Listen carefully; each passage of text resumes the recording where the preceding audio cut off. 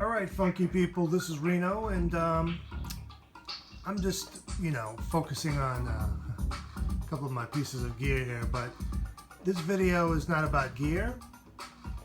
It's about some albums, and more specifically, this video is about some albums that I feel are sonically great.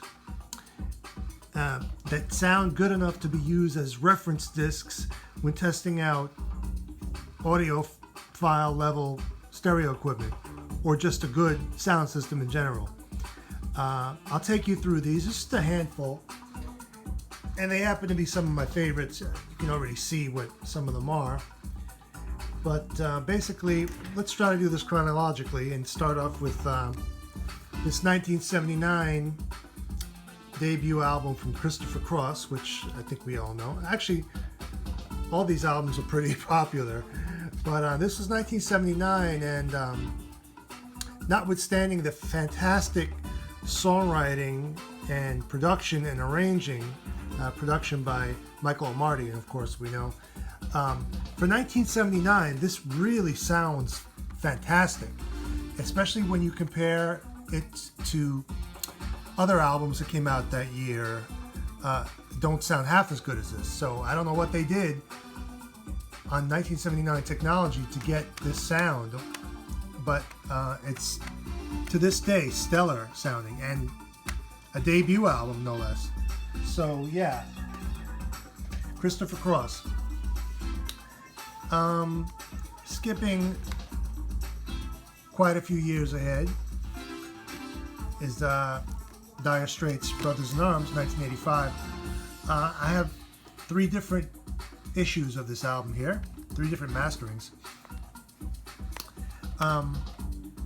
This has been used as a reference disc to test out audiophile systems for years, and I believe still is. It just sounds so good. It's got a certain depth to it. The separation is incredible.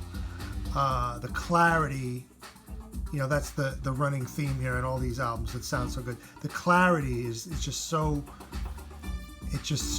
perfect.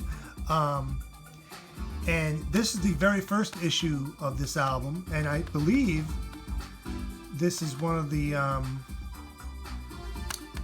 earliest CD releases in general. Not the first, but one of the first, one of the earliest. So this actually came out in 1985. And the original Warner Brothers LP had 4 of the songs edited in order for them to fit on side A, but these have the full versions of those songs. But anyway, fantastic sounding album. And this issue came out in, I believe, the year 2000. And while there's a bit more compression, I think they did a good job. But if you want the most dynamics, you'll stick with, at least on CD, you'll stick with the original CD issue from 1985.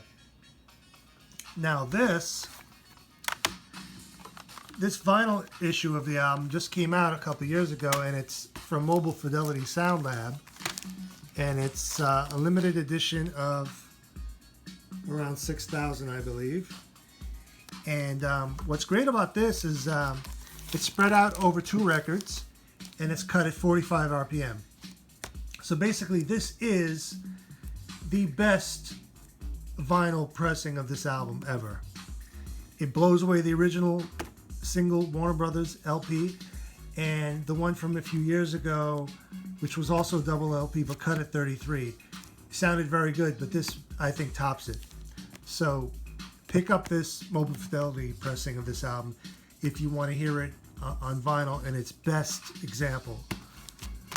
Okay, great sounding album. So moving on. Also from 1985, another one of my favorite albums. Songs from the Big Chair by Tears for Fears. I have 2 different pressings of this here. Actually, I have another pressing of it here. Again, amazing warmth. There's a depth to it, and yeah, there's a lot of reverb on it, but that was the 80s, But I think this album really benefited from that almost distant feeling on the instruments and the vocals. It just seems to work for these songs. Fantastic sounding album. The best version would be the first press, which is right here. Just open this thing.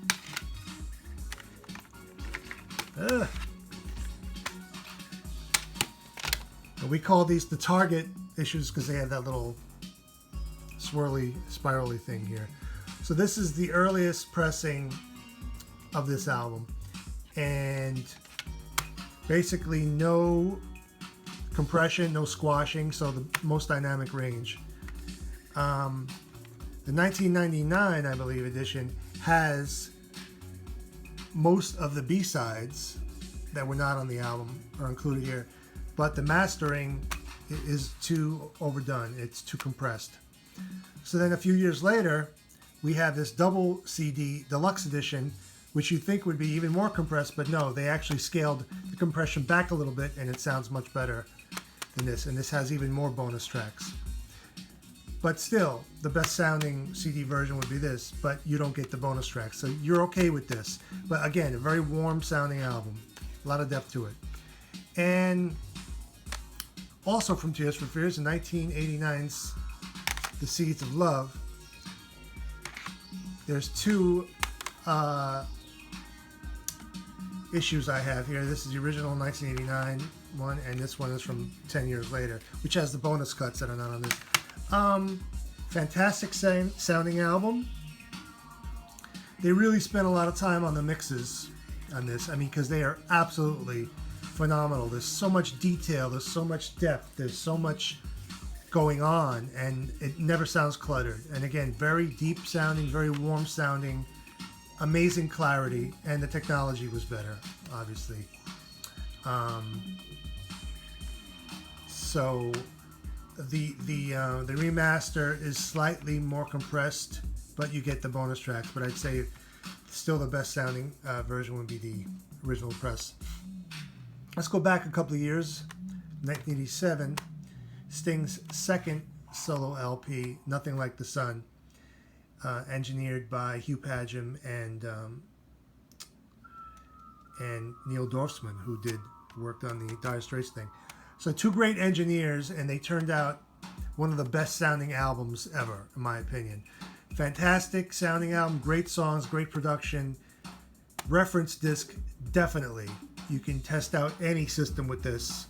Hopefully a good system. It sounds incredible. Just so much presence, so much clarity. Fantastic.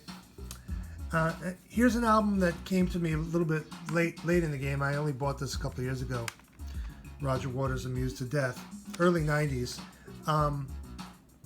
Not in love with the album, song-wise, but the sound quality, the sonics on this are and the dynamics are just incredible. Pink Floyd was always good at that. The Wall had incredible dynamics, but this has the clarity that didn't have because the technology available when this was recorded in the early 90s. And so, yeah, this has amazing dynamics, amazing clarity. Another, I would say, reference disc to test out audiophile equipment with. And, well, that's it for now. Just a handful of albums here that I think sound great. I'll do a volume 2 at some point. But until then, check these out, especially if you want to hear some great sounding music.